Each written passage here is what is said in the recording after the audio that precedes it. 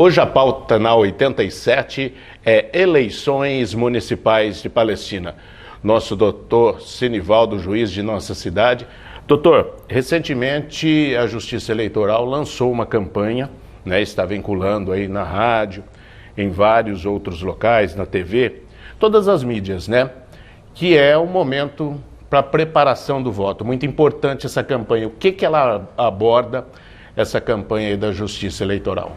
Inicialmente, Adailton e os ouvintes da Poli FM, uma satisfação poder falar com os eleitores de Palestina e tirar algumas dúvidas nessa reta final das eleições 2024, que nós vamos eleger os nossos representantes locais.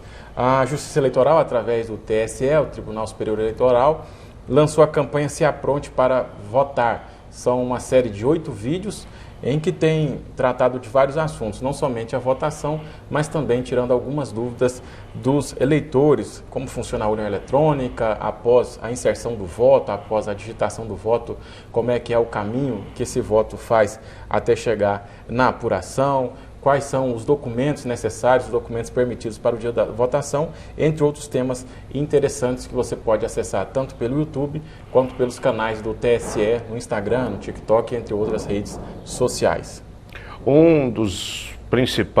Das principais novidades nos últimos anos da Justiça Eleitoral é o e-Título, um aplicativo que a gente instala no celular. Isso também é muito importante na hora do voto, instalar o e-Título, que ele serve como documento. Isso, o e-Título é um avanço que veio através das eleições gerais de 2018, uma inovação trazida pelo TSE, onde o eleitor ele pode, através do celular dele, através de um aplicativo que ele instala no seu celular, ele pode ter acesso ao título dele, faz o cadastro através da biometria ou como ele desejar no celular dele, e através do GPS que ele tem instalado no celular e também quando ele está conectado à rede, tanto Wi-Fi quanto 3G, 4G ou 5G, dá para saber da onde ele está acessando para que ele possa ter acesso ao local de votação, a escola que ele vota, qual que é o número do título dele, e também serve como um dos documentos que vão ser validados pelos mesários na próxima eleição de domingo. Falando em documento, doutor, vamos supor, eu perdi o título eleitoral, eu consigo votar nas eleições de 2024 sem o título, sem o e-Título, tem essa possibilidade? Consegue. Sem o título já é possível votar, não a partir dessa eleição, mas eleições passadas, porque o título de eleitor nosso, o físico, ele não tem a nossa foto, então o mesário não consegue te identificar. Então a gente sempre tinha aquela dúvida se você precisava levar só o título ou se você também precisava levar algum outro documento. Então sem o título é possível votar, mas você precisa levar algum tipo de documento que identifique, tem que ser algum documento oficial. A gente indica a carteira de identidade, o passaporte, algum tipo de carteira profissional, para quem é advogado, o pessoal do CREA, também é possível votar, certificado de reservista, as carteiras nacionais de habilitação, as novas, que tem uma fotografia, e também a carteira nacional de trabalho. E uma atenção e um destaque que merece compartilhar com os nossos ouvintes é que documento autenticado, mesmo que seja autenticado, ele não é aceito. Então nós precisamos do documento original. O eleitor precisa estar preparado para esse dia, para esse domingo, ele precisa estar preparado com algum documento original, mesmo que seja uma cópia autenticada no cartório, esse documento não vai ser válido e infelizmente o eleitor não vai poder votar. O senhor falou da biometria. A gente aqui no município já realizou a biometria, mas o eleitor pode ter transferido o título de alguma cidade que não tem a biometria, ele pode também votar. Como é que fica essa questão da biometria para o eleitor aqui de Palestina? Aqui em Palestina nós temos mais de 90% já dos eleitores têm a biometria. Então, creio que nós não vamos ter muitos problemas. E os problemas que nós tivemos na eleição passada, muito das urnas, que principalmente o pessoal reclamou das demoras, as nossas urnas foram, acho que trocadas cerca de 80% pelas urnas de nova geração, em que a biometria é muito mais fácil de leitura.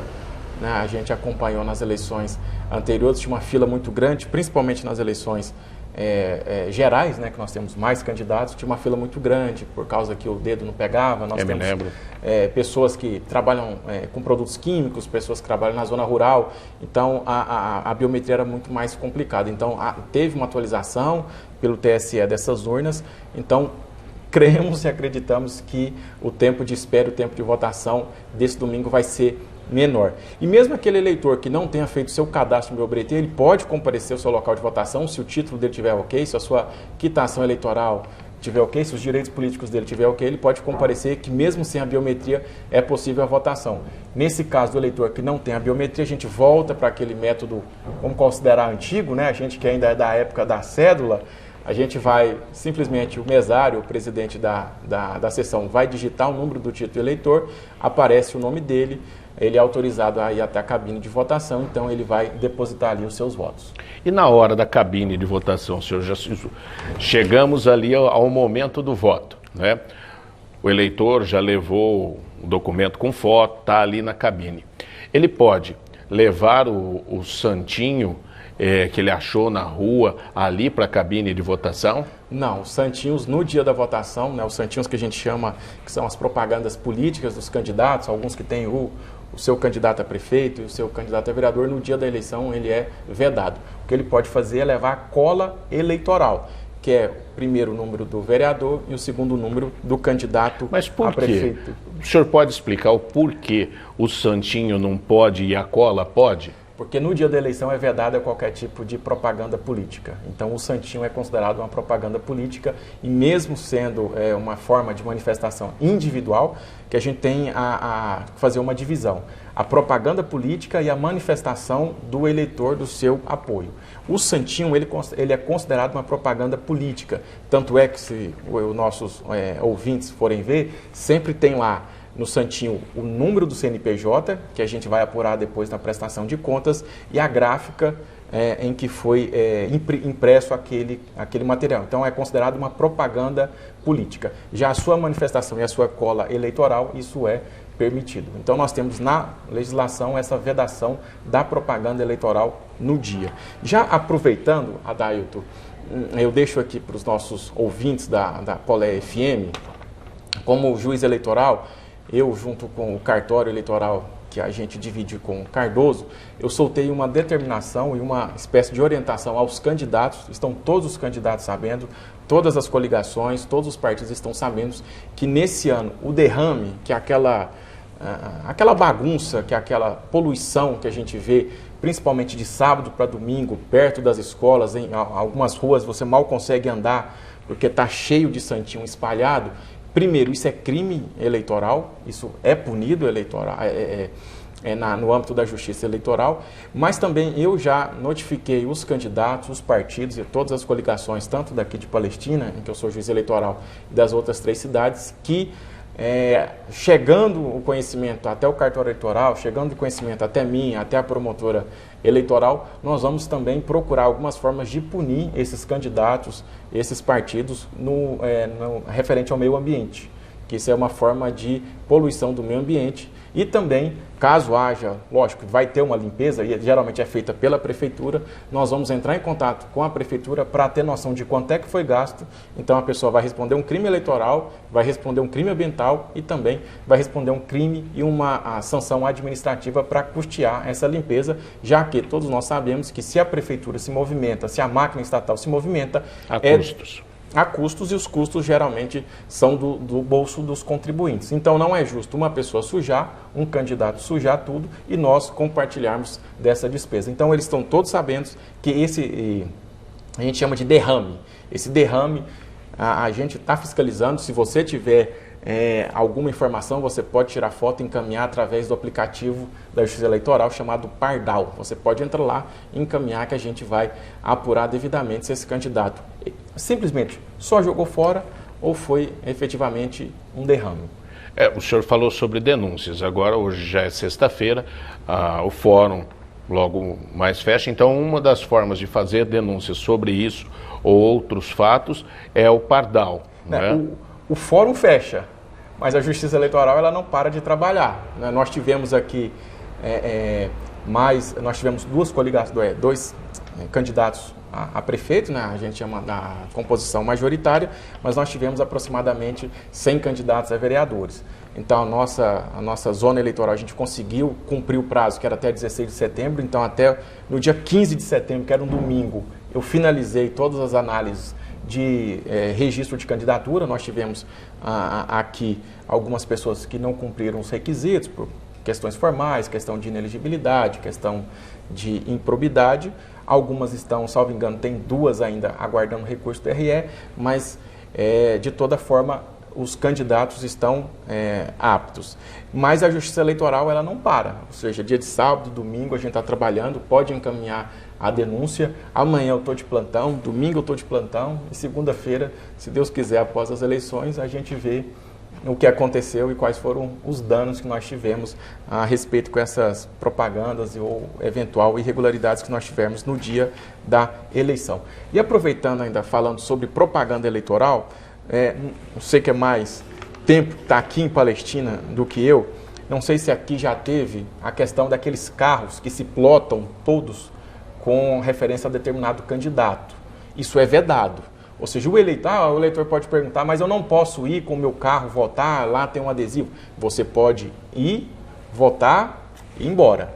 O que a gente fala são aquelas pessoas que abusam. Pegam agora, amanhã, que é sábado, posiciona o carro estrategicamente, o carro já... ponto de votação e deixa lá. Deixa lá, uma espécie de fazendo uma propaganda, fazendo uma campanha. Então nós vamos tentar encontrar o proprietário do veículo, vamos pedir educadamente para que, verificando algum abuso, que ele retire, e caso ele não retire, nós vamos providenciar o guincho e aí ele vai ser responsabilizado em ter que pagar o pátio, bem como os custos desse transporte. Doutor, na hora do voto, por que o celular não pode ser usado? Adailton, o que acontece? A gente tem que fazer um panorama histórico do voto. Até pouco tempo atrás, se a gente for pensar, até 88 a gente não tínhamos eleições diretas. Então, a muito custo, nós conseguimos ter o direito mais sagrado da democracia, que é nós mesmos escolhermos nossos representantes. Ocorre que em muitos locais existia o que a gente chamava de voto do coronelismo. Então, as pessoas eram influenciadas a votar em alguém e, primeiro, como é que se fazia isso? E alguém junto comigo votar para saber se eu estava marcando corretamente o X. Às vezes a pessoa nem marcava o X, era um terceiro que marcava ou escrevia o número daquela pessoa. Com o advento da urna eletrônica, isso melhorou. Só que nós sabemos, infelizmente, que ainda existem pessoas que compram votos, tanto pela força política quanto pela força econômica. Não permitir que a pessoa entre com o celular é uma forma de coibir que determinadas pessoas que tenham prometido voto ou estejam coagindo determinadas pessoas a votar em determinado candidato venham a comprovar que aquilo aconteceu. É uma espécie de segurança para o eleitor, para o cidadão, para que ele possa votar tranquilamente. Inclusive, nós, juízes eleitorais, recebemos algumas denúncias, eu vou até repassar amanhã para todos os nossos mesários, os nossos presidentes de sessão, que está tendo uma movimentação de determinadas organizações criminosas que estão comprando bonés, né, com disfarce de logos de times de beisebol, de basquete, em que vem acoplado uma câmera para saber em quem determinada pessoa está votando. Então, vamos proibir o boné? Não, ainda não vamos chegar nesse ponto, mas nós vamos ficar atentos se houver uma movimentação muito grande. Por exemplo, chegou uma pessoa com aquele boné, ou com aquele boné de determinado time, a segunda pessoa, a terceira pessoa, a partir daí a gente já começa a ver se não existe alguma movimentação ou eventualmente aprender esse artefato. Se começar a aparecer muito boné do Corinthians lá, o pessoal vai ficar ainda mais visado ainda. Mais visado ainda. Então é uma espécie de proteger o cidadão para que ele possa ter um voto livre sem qualquer tipo de amarra.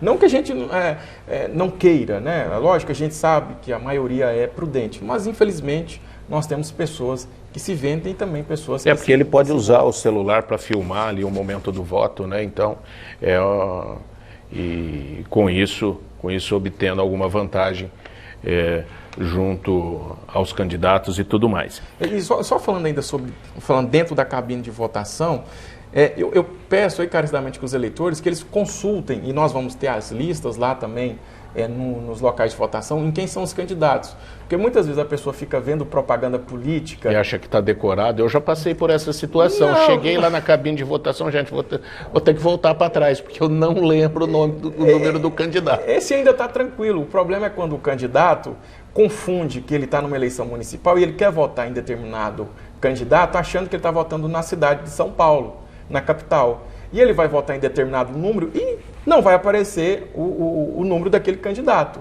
E ele vai começar a arrumar algum tumulto, falando assim, olha, eu estou votando no meu candidato e meu candidato não aparece. Só que esse candidato não é daqui de Palestina, esse candidato é de São Paulo. E nós votamos nos candidatos daquela cidade. Aconteceu isso aqui em Palestina nas eleições passadas, em que um candidato queria votar para determinado deputado federal, não aparecia nada na urna e ele xingou todo mundo, até que eu precisei comparecer lá. Perguntei para ele por que estava acontecendo, ele falou que votava em determinado candidato. Quando ele falou para mim quem era o candidato, eu falei assim, esse candidato que o senhor está votando, ele é de Minas. Aqui o senhor só pode votar nos candidatos de São Paulo. Então existe também essa questão dos eleitores ficarem atentos, que nós estamos fazendo eleições municipais para prefeito de Palestina e os vereadores de Palestina, então só tem como você votar naqueles que são candidatos por Palestina. É um efeito, eu acho que da propagação, hoje a mídia está um pouco diferente, você tem as parabólicas também, que você pega canais de outras regiões. Principalmente as redes sociais, a gente é influenciado... Acaba vindo algum material de lá, ele se alinha com aquela proposta. E a pessoa acha que se ele votar aqui, o voto vai para lá. O voto não vai para lá. Você vai estar anulando seu voto. Então a gente tem que chegar preparado na hora do voto, sabendo os números, tudo certinho. E como é que transcorre a eleição municipal? Algum fato, alguma coisa daqui da eleição? Até ontem, até quarta-feira, a Palestina estava tranquilo, não estava tendo nenhum problema. Só tivemos um incidente, né, até que a rádio está nos ajudando a monitorar a respeito de um jornal que foi veiculado e o juiz não explica a decisão. Mas, tentando traduzi-la, se a gente pode assim dizer, aquela decisão refere-se não se aquele conteúdo pode ou o conteúdo não pode, não se o conteúdo é fake news ou se o conteúdo é verdadeiro. A questão cingiu-se tão somente que, para se você fazer algum tipo de propagação, seja positiva, seja negativa nas eleições, você precisa identificar quem é a pessoa.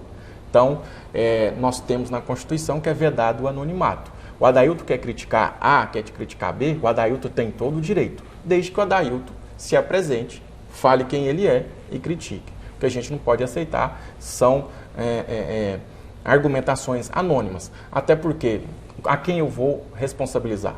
Se o Adailton se sentir ofendido por alguma veiculação de notícia, a quem o Adailton vai falar assim, olha, eu quero processar determinada pessoa.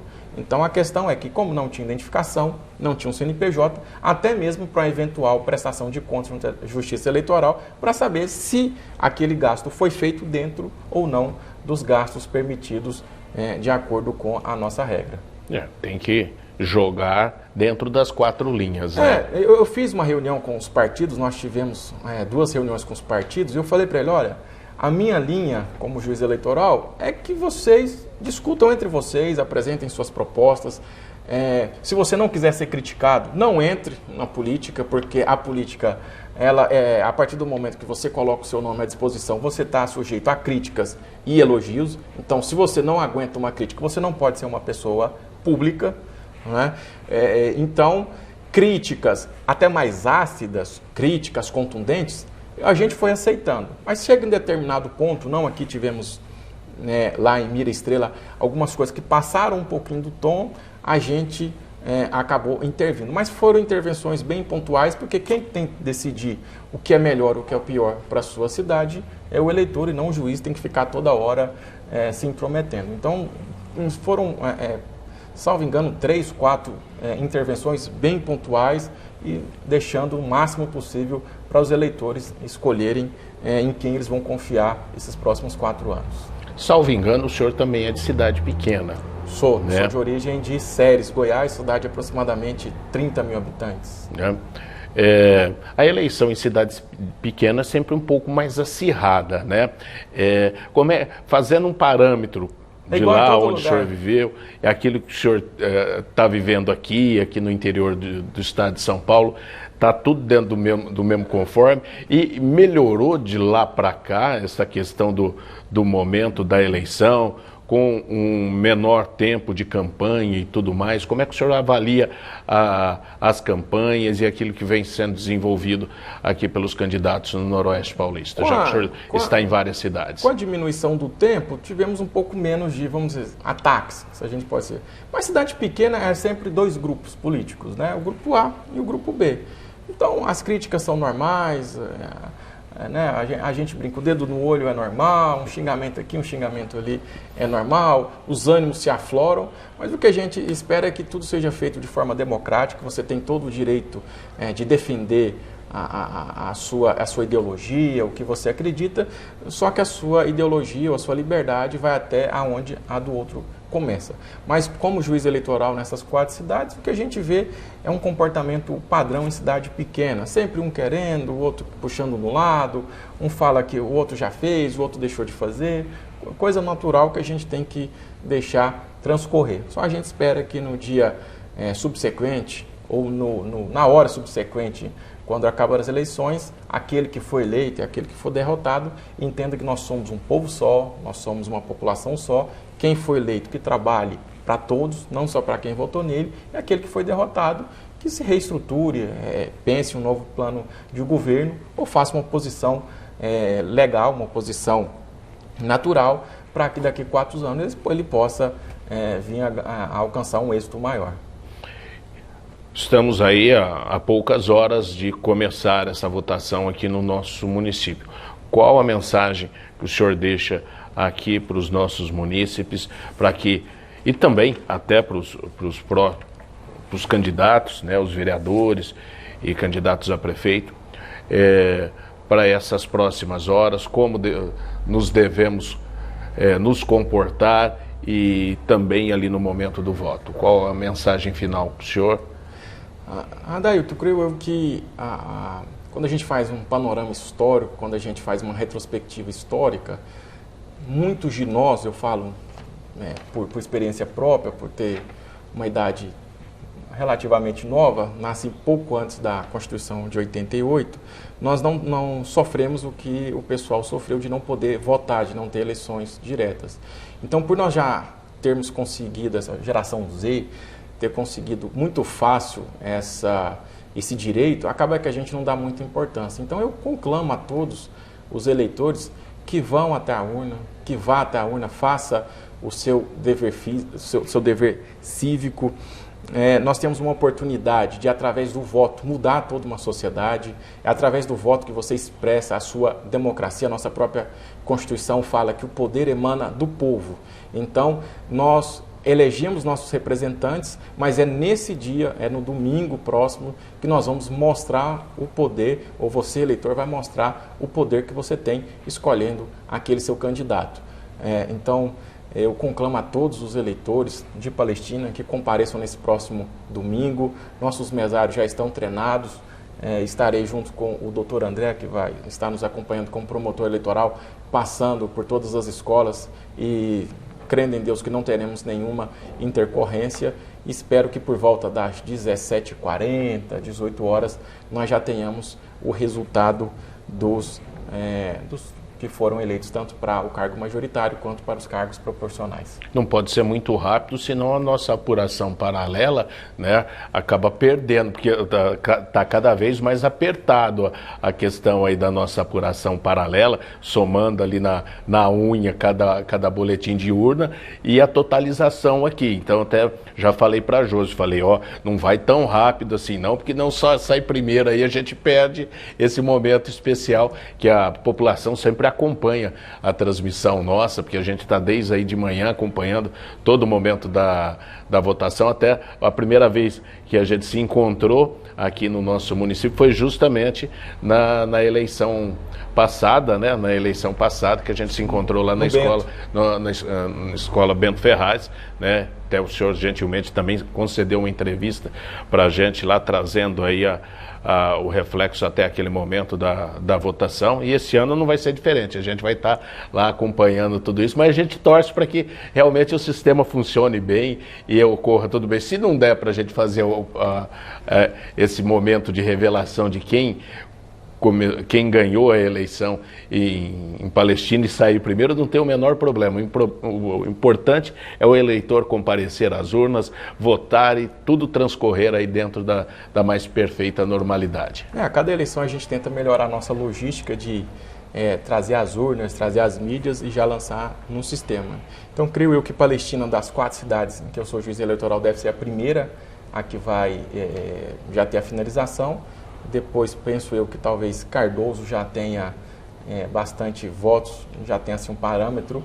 E aí depois fica Ponte Gestal e Mira Estrela, que são cidades que precisam levar as urnas para fazer a apuração no cartório de Cardoso. Então, creio eu que Palestina da 200ª, 21ª zona eleitoral seja a que a gente já finalize os trabalhos mais rapidamente. Então, momento do voto, eleições 2024, nosso juiz, Dr. Sinivaldo, participando aqui da programação da 87,9 e também nas nossas redes sociais. Doutor, mais uma vez, é um prazer sempre recebê-lo. Estamos sempre à disposição. Parabéns pelos trabalhos, como conduziu aqui todo esse processo até o momento, e a gente vai aí acompanhar tudo isso aí nesse domingo tão importante para a democracia de nosso país. Eu que agradeço até o comportamento dos nossos eleitores, de todos os envolvidos nessa campanha, que até agora a gente não pode elogiar muito porque ainda falta algum tempo, mas até agora a gente não tem nenhum tipo de ocorrência mais séria, nenhum tipo de deslize de um dos lados. Espero que isso ocorra até domingo e fica aqui a Justiça Eleitoral à disposição de todos os cidadãos de Palestina. Estaremos lá nas eleições 2024.